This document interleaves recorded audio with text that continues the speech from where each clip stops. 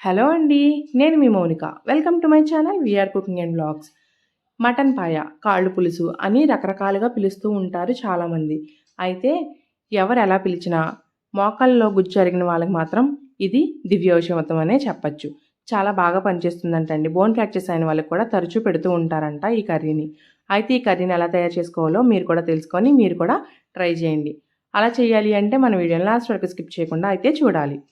నేనైతే ముందుగా ఇలా ఒక గిన్నెలో వాటర్ని పెట్టుకొని అందులో నేను తెచ్చుకున్న కాళ్ళను అయితే వేసేసుకున్నాను. వాటర్ కొంచెం వేడెక్కిన తర్వాత వేయాలి. వేసి ఒక్క నిమిషం ఉంచి వెంటనే ఆఫ్ చేసుకొని నేను వీడియోలో చూపిస్తున్నట్టుగా మీరైతే క్లీన్ చేసుకోవాలి. ఈ కాళ్ళని కాలుస్తారు కాబట్టి మనకి కొంచెం మస అనేది పడుతుంది.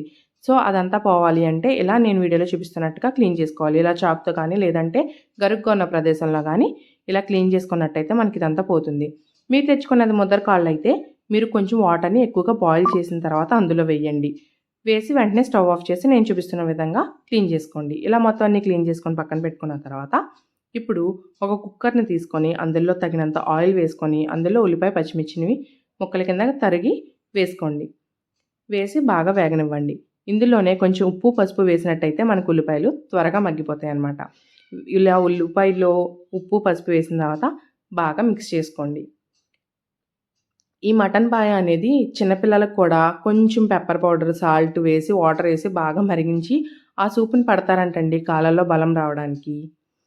సో ఇప్పుడు ఉల్లిపాయలు బాగా మగ్గిపోయిన తర్వాత టమాటాలని వేసుకోండి. నేనైతే 2 పెద్ద సైజు టమాటాలు వేసుకుంటున్నాను. మీరు చిన్న సైజు వేసుకునేలాగుంటే 3 వేసుకోండి. ఇలా టమాటా మాత్రం కంపల్సరీ వేసుకోండి, చాలా బాగుంటుంది.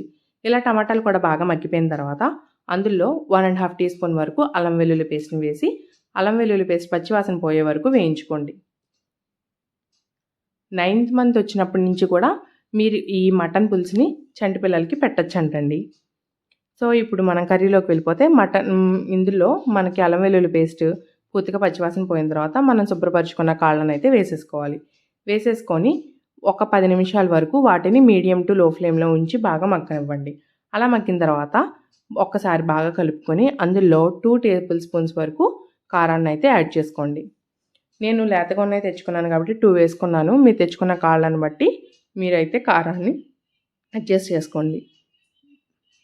ఇలా బాగా వేగిన తర్వాత కారం కూడా పచ్చివాసన పోయిన తర్వాత అందులో ఒక గ్లాస్ వరకు వాటర్ని యాడ్ చేసుకోండి. యాడ్ చేసుకొని ఒకసారి బాగా మిక్స్ చేసుకొని కుక్కర్ మూత పెట్టేసుకొని నేనైతే ఒక 6 విజిల్స్ వరకు రానిచ్చానండి. నేను బాగా లేతగా ఉన్నాయి తెచ్చుకున్నాను కాబట్టి. ఒకవేళ మీరు బాగా ముద్రగా ఉన్నాయి తెచ్చుకున్నట్టయితే మీరు దాదాపు 15 వేయించుకోవాలి. లేదు మీడియంలో ఉన్నాయి తెచ్చుకున్నట్టయితే 10 నుంచి 12 వేయించుకుంటే సరిపోతుంది. ఇలా బాగా ఉడికిన తర్వాత ప్రెషర్ పోయిన తర్వాత ఇలా తీసి ఒకసారి మిక్స్ చేసుకోండి. మ్యాక్సిమం వాటర్ అంతా ఇంకిపోతాయి. ఒకవేళ వాటర్ ఉన్న వాళ్ళైతే మళ్ళీ యాడ్ చేసుకునే అవసరం లేదు. నాకు వాటర్ అంతా ఇంకిపోయింది కాబట్టి నేను మళ్ళీ ఒక గ్లాస్ వాటర్ని అయితే యాడ్ చేసుకున్నాను. వాటర్ యాడ్ చేసుకున్న తర్వాత చింతపండు పులుసుని అయితే యాడ్ చేసుకోవాలి. నేను కొంచెం అంటే కొంచెంగా వేసుకుంటున్నానండి. కొంచెంగానే వేసుకోండి, అప్పుడే టేస్ట్ బాగుంటుంది. ఎక్కువగా వేసినా పులుపు వచ్చేస్తుంది అనమాట.